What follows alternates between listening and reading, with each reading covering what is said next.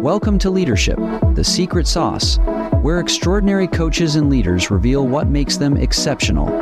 We're your hosts, Dave Lipski and Matt Dodson. Together, let's discover our guest's secret sauce. Today's episode is brought to you by Character Matters Coaching and Consulting. At Character Matters, we believe great leadership isn't just about results. It's about who you become along the way.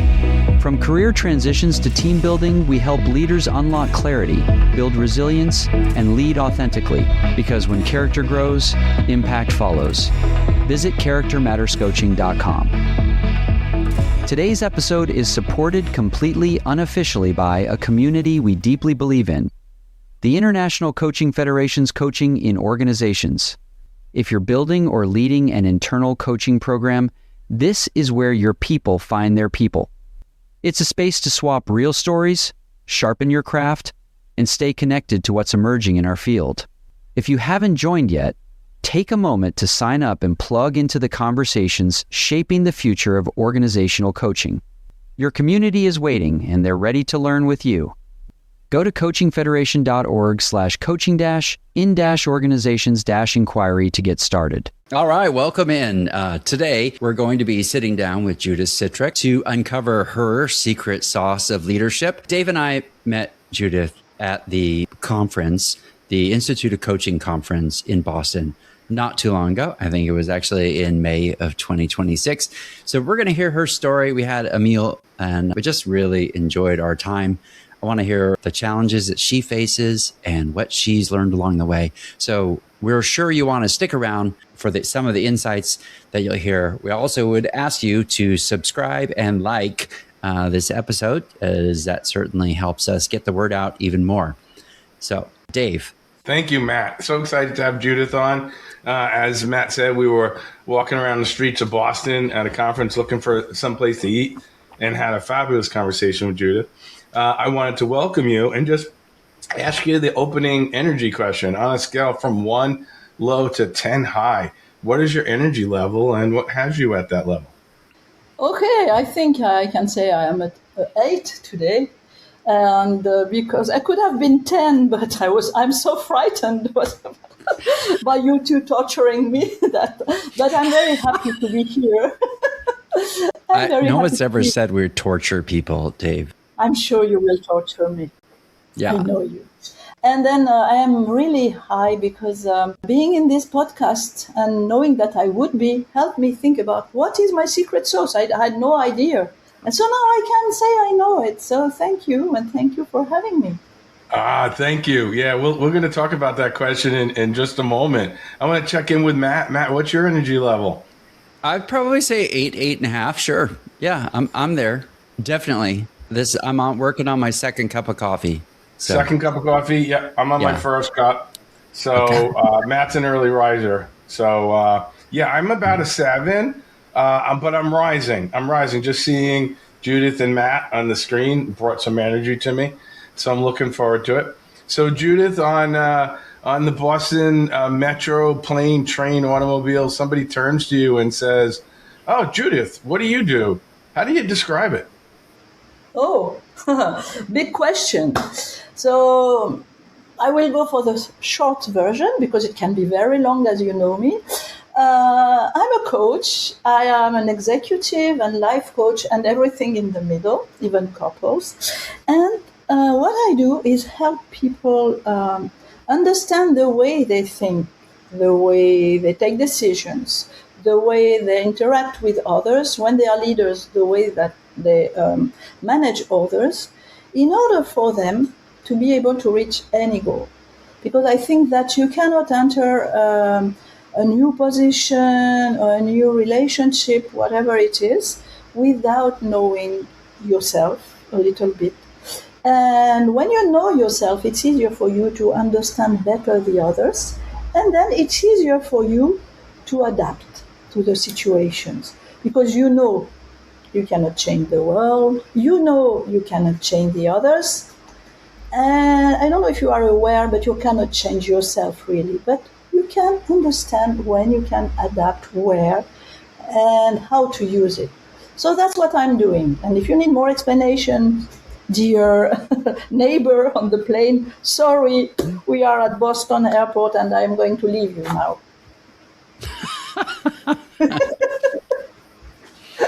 All right.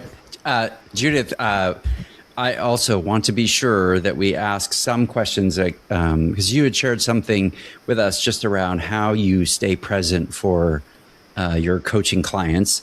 And I'm very curious about that you could just explain it to our audience when we get there. So I don't want to miss out on that. So Judith, what is your secret sauce and when did you know? Wow.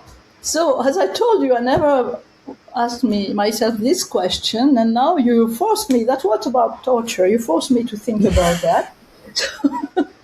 And my secret sauce could be something like, when I am with a client, of course, assess, inform, discuss.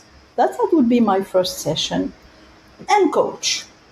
So it's not completely as you would see a coach doing with assessing.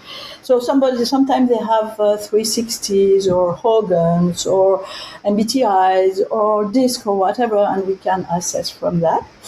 But when there is nothing like that, I can see that any person that is choosing me has a certain special thing in them.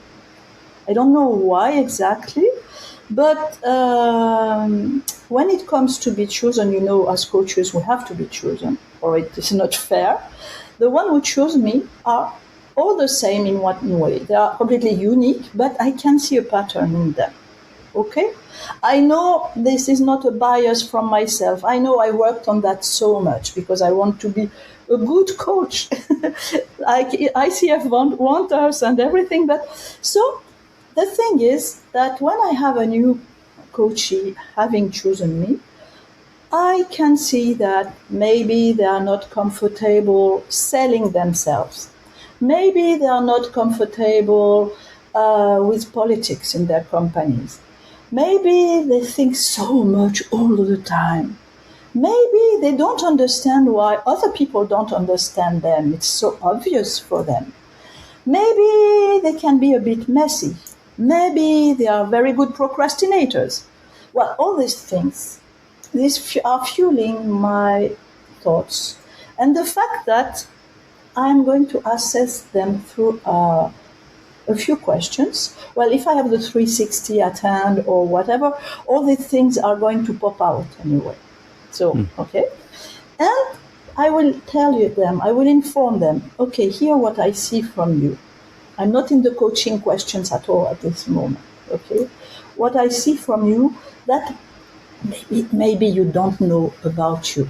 Sometimes I hear, yes, I know that I'm a bit different, but okay, that's how I am. But sometimes it's difficult for me, and okay.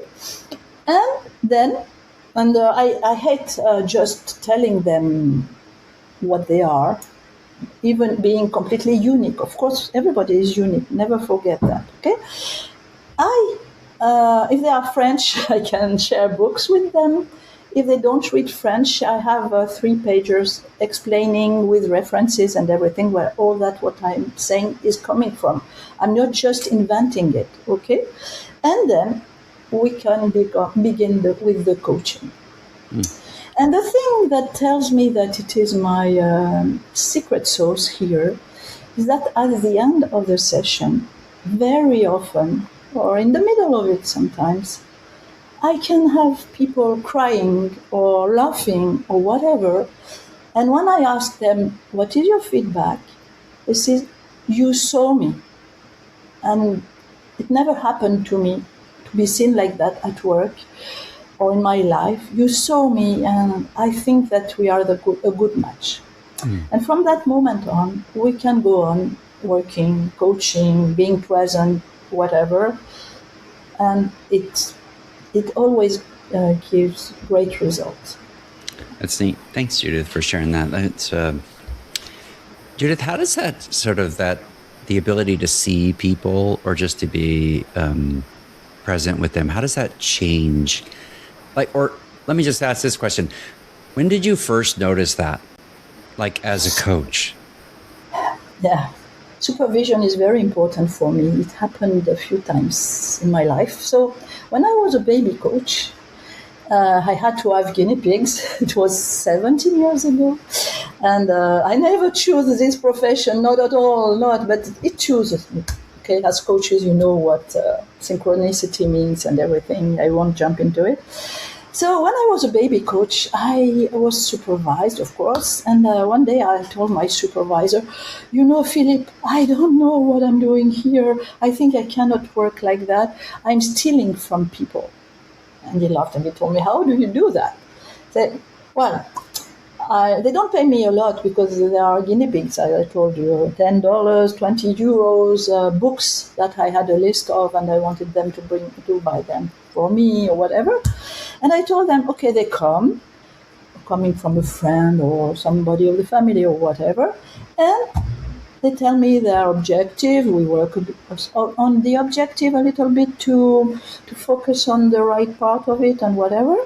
And a discussion begins, and we talk, I talk, they talk, just a discussion. I have tools. Okay, so I didn't have a lot of tools at this time, but I used my tools accordingly, sharing them with them or whatever. And at the end, okay, it was okay. I felt that I had done nothing, and I was so energized, I was happy, and that's what I told to my supervisor. I didn't do anything, and I'm getting paid for that. It's not fair.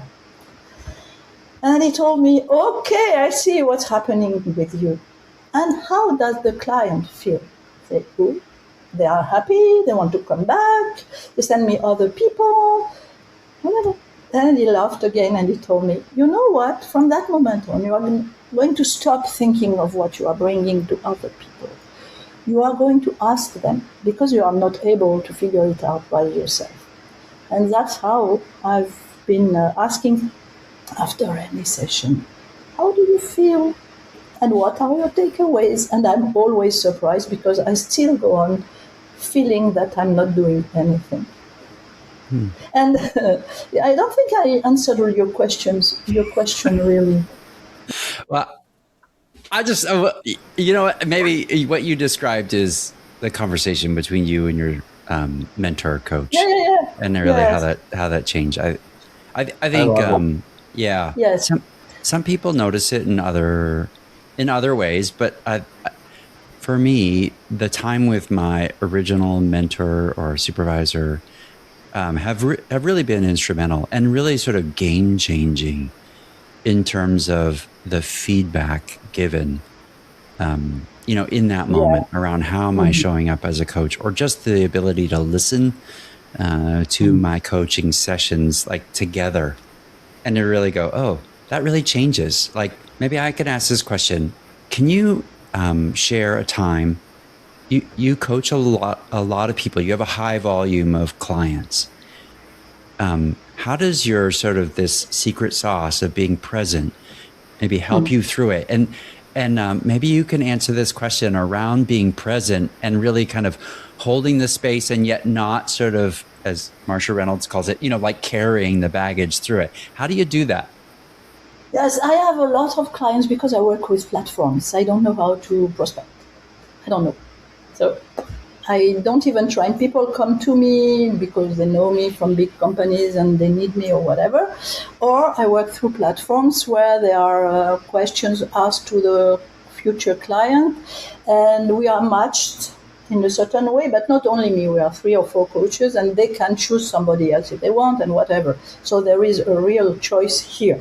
Okay, so, and at the moment I think I have around 60 person on my roster, and I love having an impact on many people. Okay, so my presence is a kind of presence that every coach knows, I suppose. The walls can fall around us.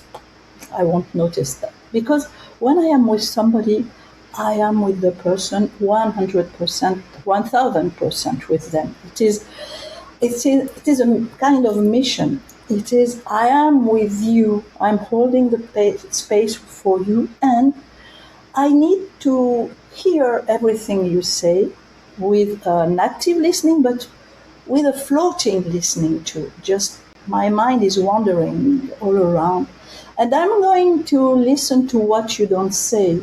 I'm going to listen to see your emotions, and I'm very, very, very good at that because I didn't tell you, but I am on the autistic spectrum myself, and for boys, you see they are not empathetic, or you name it, what you see, what you think autism is. For women, we are on the contrary. We can be so, I don't know how it happens, but I can see anything from you, okay? And I use that with my coaches, and only there, because there is a safe space for me to, and I can tell them, oh, I see there is something going on here. I see, but it's very deep, they don't know it at all. So I'm present with them like that. And they know that I'm not judging them. For example, when they choose me, when we have our first session, during the first minute, I ask them, why did you choose me? Most of the time it's feeling. I don't know why I chose you. Other times it is, I thought I would be safe with you. Other times, you are not selling yourself. I think you are here for me. Okay? So they feel safe, and we go on like that. It's as if I'm not carrying their bags or whatever. I'm carrying them to be themselves. I allow them to be what they are and what they have hidden for a long time sometimes, because they had to show like this, they had to be like that, etc., etc. Here, every mask is going away, and I hold the space for them. And at the beginning, really during the first session, I hold them, tell them, okay, it's safe for you. I don't say that, but it's how it is. That's my kind of presence. Yes. I love that. Floating listening. Yes, I saw that you blinked. I wrote that down. I was like, oh my, floating. I want to take that one. You have children? Oh yeah. Matt? Oh yeah. 100%. So, what do you do when you don't care about what they are saying and know that you are here and you can answer their questions like that? But you were not completely there. You are somewhere else, and everything is in your head anyway, and you can be here right on the spot with them. That's floating for me. That's floating listening. Yeah. You said something before that really struck me, which is your clients say that you saw them like you, and I'm very interested in what are you looking for when you look to see your clients? I'm not looking for anything. It's not about me at all. I'm not looking for anything, but I am with them and I feel things coming from them. They can be CEOs, they can be an individual contributor. I spoke with, it was not coaching, but Nobel Prizes, or people working with the garbage and everything. Every people is one human being. Every person, the thing is, it's a human being in them. They don't care about what they are. Okay? So that's the first thing.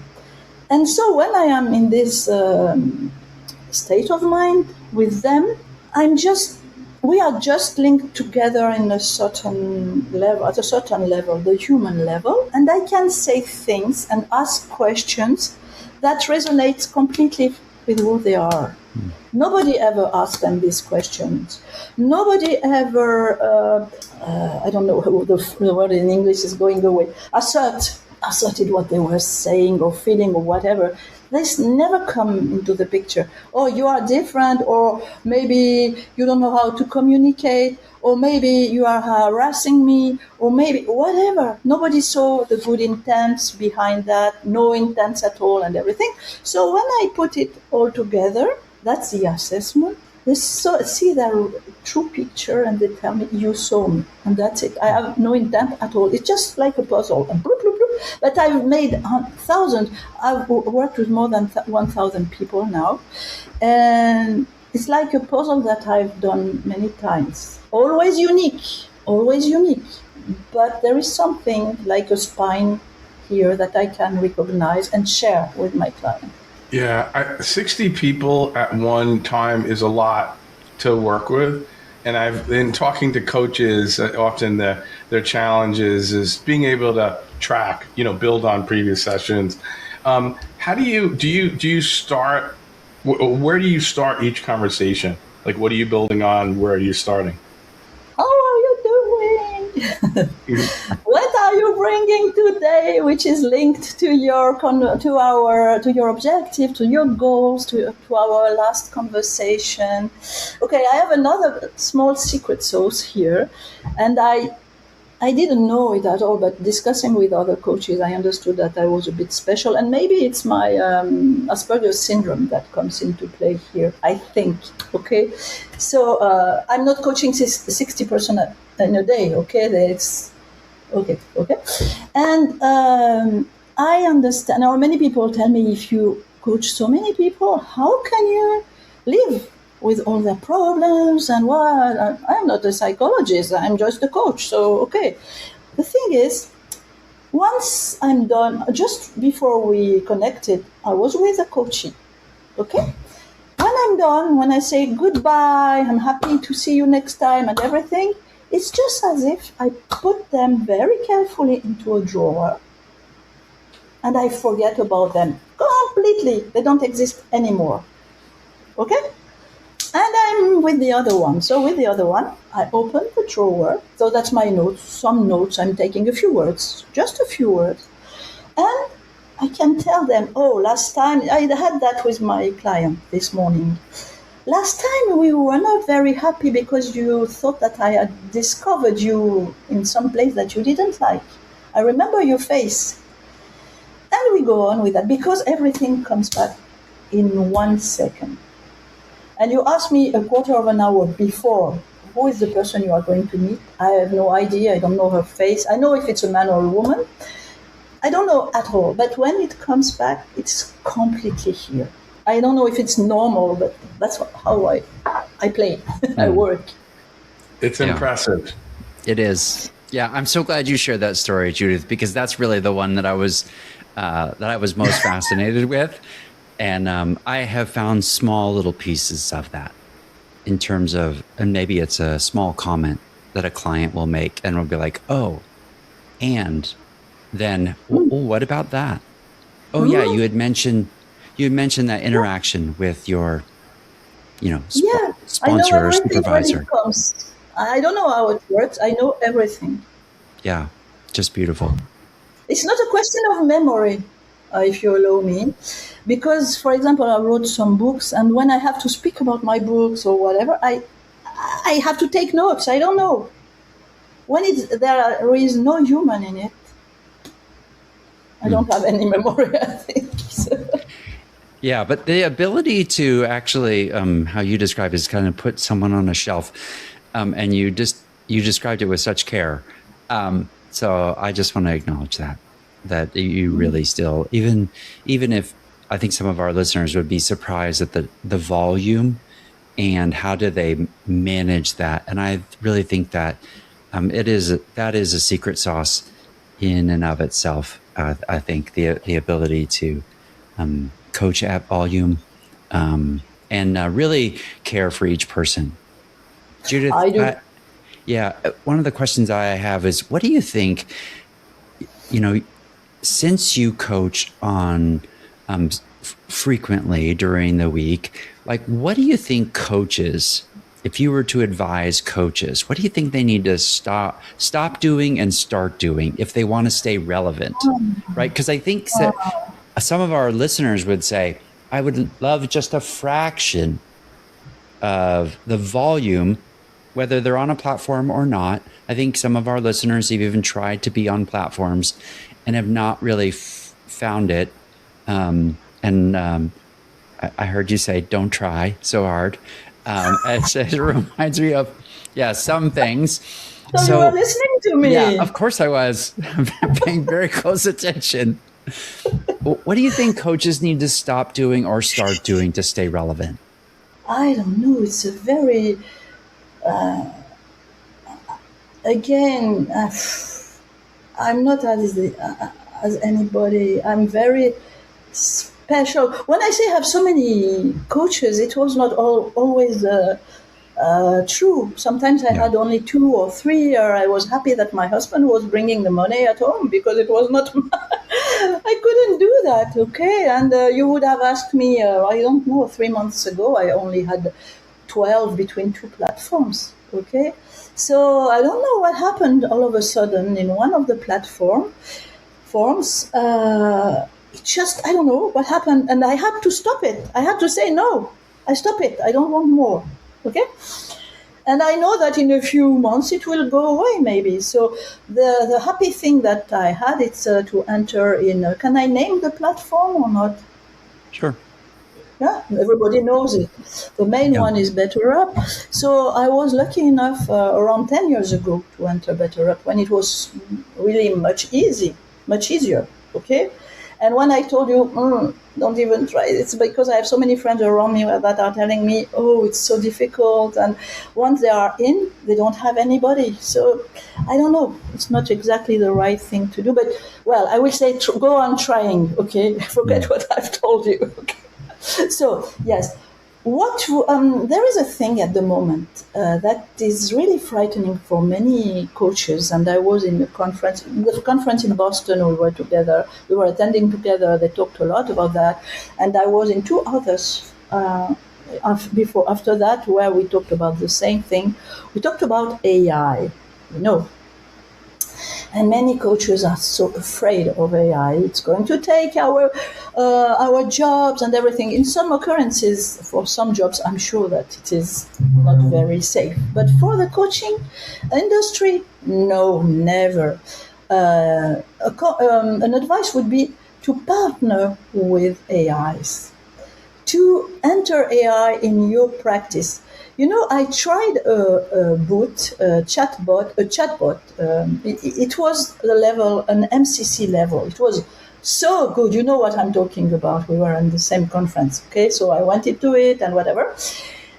It was so good. It was just bumping the questions and da. But I can swear that then I never felt so alone in my life, so lonely in my life. I was by myself, and that's it. I could have read a book, or nothing was happening. So what you have to do, dear colleague coach, is to work on the human factor, which is going to be so important. But don't be afraid of your clients coming and telling you, oh, I asked my AI, and blah. So at the beginning, say, okay. So, and the question is, so what do we do with that? What did you bring out of that? Let's work on that, okay? And I had two clients, so they were very young men, a lot in their heads, a lot of thinking, very good controlling a lot, trying to control me. They couldn't control me, but what? Being really so smart and so bright.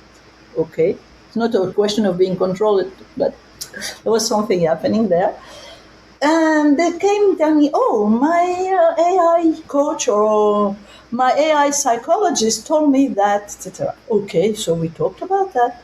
But after 1 or 2 sessions or 3 sessions, they left me because I was asking questions they didn't like. They had to make some introspection and everything. And that, an AI will never replace you on that. But I love partnering with these AI things. Claude is my friend.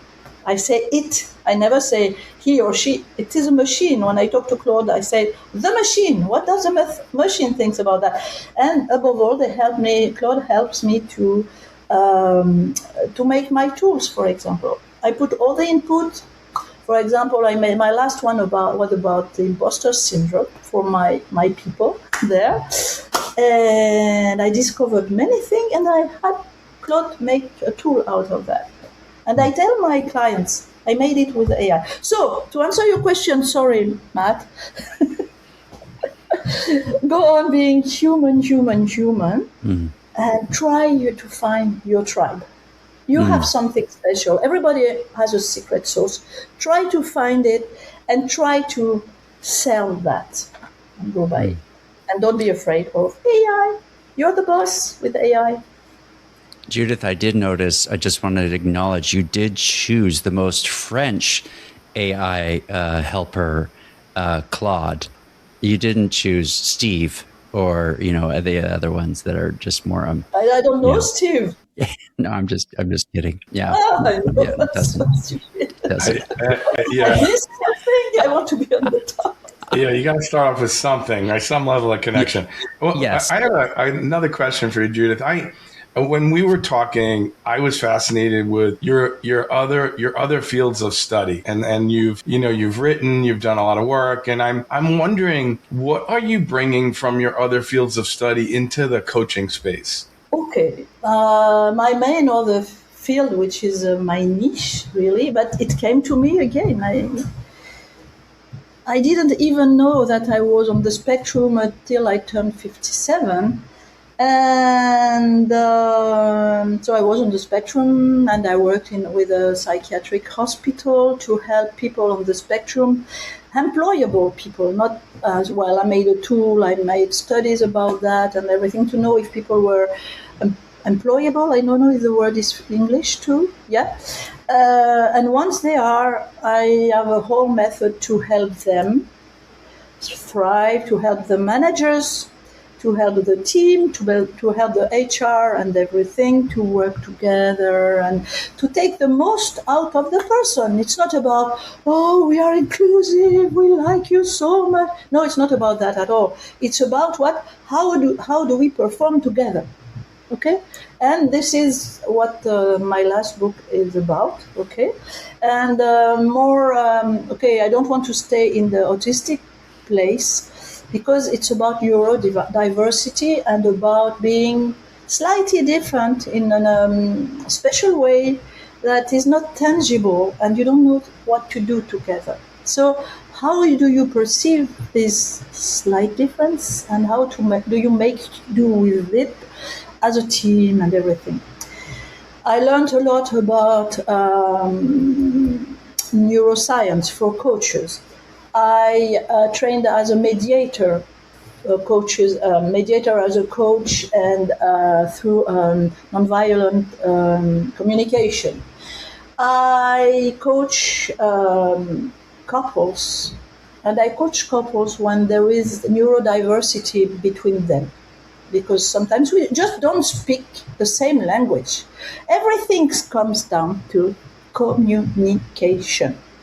How do you want me to communicate with you when you are in a team, when you are in a couple, when you are in a group, when you are the manager, when you are the collaborator, whatever?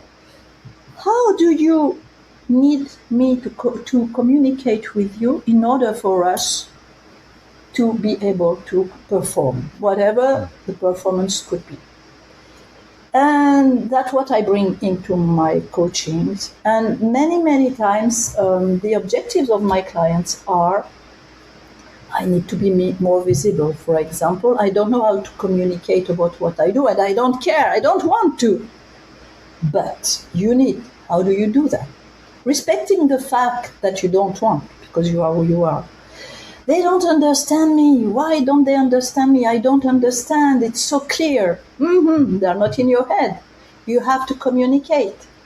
And so on and so forth. So that the exercises we do sometimes are about that, and everything comes to communication. Judith, if you had to kind of design your ideal coach today, what qualities would they absolutely have to have? Like you had talked about supervision and mentoring. Like, what does your ideal coach for Judith look like? I've got it. I love my coaches my supervisors, when they surprise me with being the sounding board of what I've said or whatever. And they surprise me with something that, of course, I didn't see, I didn't hear, I said, or whatever. And they make me laugh. Say, you're good at that. You're so good. I did that with this AI, this chatbot. At the end, I say, you are very good. Okay, because it found things in what I was saying that were really accurate.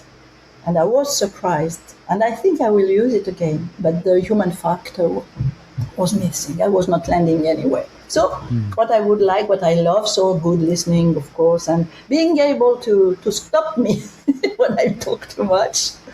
I don't know if you can do that. And surprising. Yeah, you kind of bring up this idea, of you can be interrupted when you're the client. Like that is possible, and of course. And I think sometimes we just allow the client to continue on and talking, and look for an entry. But it is possible. I think even Marsha Reynolds, when I think back for when she was on the podcast, she talked about like that sometimes is an unused skill of the ability to interrupt and just stop it. Yes, say that, yes. Yeah. And yes, you have to do that because people can go on talking and talking, because coaching is such a safe space for them that they're not used to say all these things, but we have to elaborate. We have to, okay. So, and here I'm talking a lot because I'm here on the podcast, but I can be completely silent, and I'm listening to people a lot, but here it's my turn to speak. So Judith, beyond sort of books and maybe even what are some unconventional resources that you would recommend?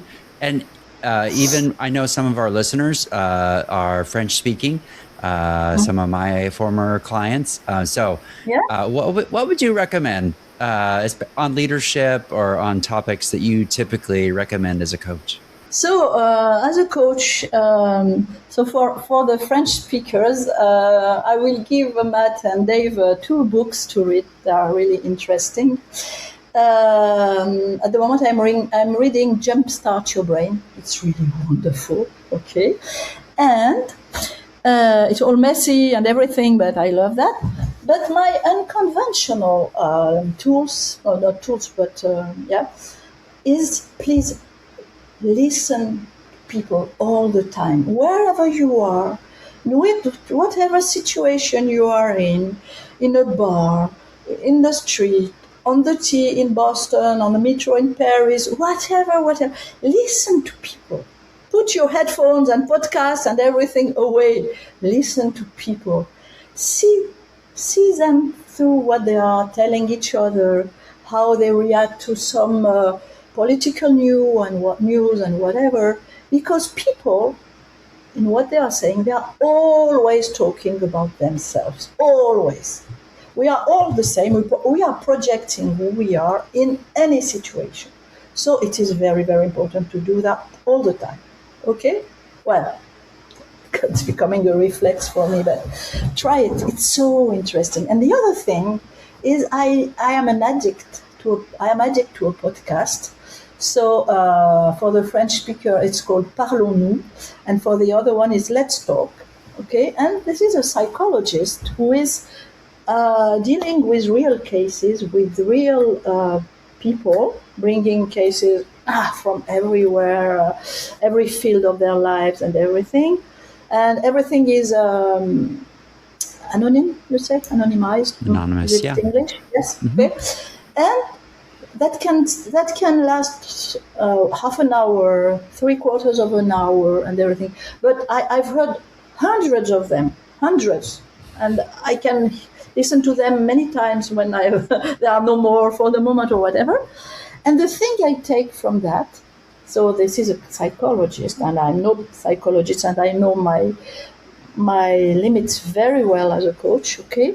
But every time you hear the same thing, whatever problem you have in your life, it is rooted in your childhood, in how you were raised, in how you were fed, or whatever. So when I have a coach in front of me, and when I see the problems and whatever, and we share the objectives, I always see the little boy, the little girl they were, and maybe they had problems or what. It's none of my business. But I told you at the beginning, I'm not carrying their bags. I'm trying to make space for them and to carry them. And when I don't think about that anymore, but it's automatic for me. But somewhat, I'm carrying the little boy or the little girl here, and what they did with their life and everything. And you don't judge, you don't anything. You are just there for them, and they can grow from that. Dave, what's your reflection? I love that last statement. I'm a big fan of the don't lose your inner child. And, we bring so much energy, and I really appreciate, Judith, you bringing that up. And some of the things that really strike me, and this is from the first conversation I've had with Judith, is that your rate of connection is one of the fastest I've ever experienced. Like just in conversation, we got like 10 conversations in the first 10 steps as we were walking. And I think I see that you do that with your clients, like your rate of connection is really high, and that you do that in a way to really see your clients, and that you could hold them in a space and create a space for them to feel safe.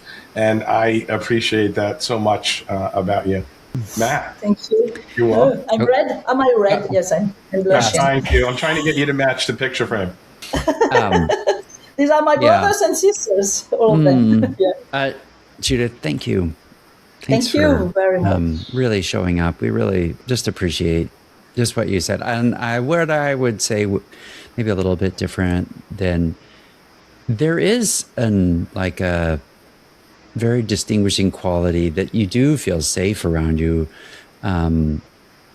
Somewhat parental, but somewhat like, this feels like someone that if I just said something, you would just smile and give me a hug. Don't know why, but anyway, I think I'm a grandmother. I would imagine you're a grandmother. Yes, grandchildren. That's it. But anyway, I think that's very disarming and allows people to kind of drop some of the. And I think one of the things that I really admire about coaches that are very forthcoming, it just allows you to just kind of say, look, this is how it is.